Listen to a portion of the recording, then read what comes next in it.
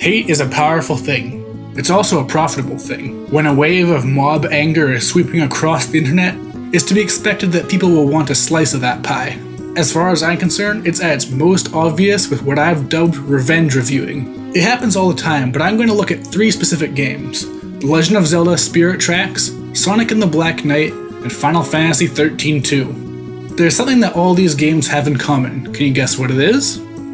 First off, they're sequels to poorly received entries in their franchises. The Legend of Zelda Phantom Hourglass, Sonic and the Secret Rings, and Final Fantasy XIII have not held up well amongst their fans. While like most things they do have their fans, you'll have an easier time finding people who think that it's a low point in their respective franchises.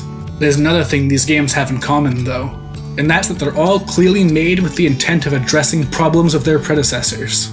Spirit Tracks tightened up the controversial touchscreen controls from Phantom Hourglass, and doesn't have a giant dungeon that needs to be revisited constantly and rebeaten in order to get to the point you were at the last time. Instead, having a dungeon that lets you go back to where you were and optionally go back if you want to.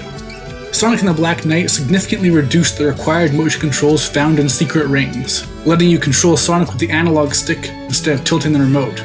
It also streamlined the game's structure and leveling systems, making it more clear what missions are required to progress and which are optional.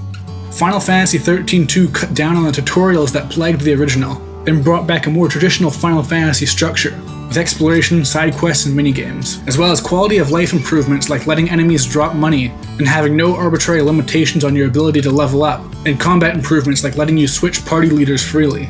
Not to mention a much lighter and more energetic narrative, with a more outgoing cast, and more clearly defined antagonist. There's one last thing all these games have in common though. They all received slightly lower Metacritic scores than their prequels. This is what I call revenge reviewing. See, the prequels were all relatively highly rated on release, only for their fans to turn around and be disappointed by them. The reviewers' frame of reference changes because of that. They rated the game highly before discovering they were supposed to hate it, and they take it on the sequel, leading to bizarre situations where noticeably better games have noticeably lower scores.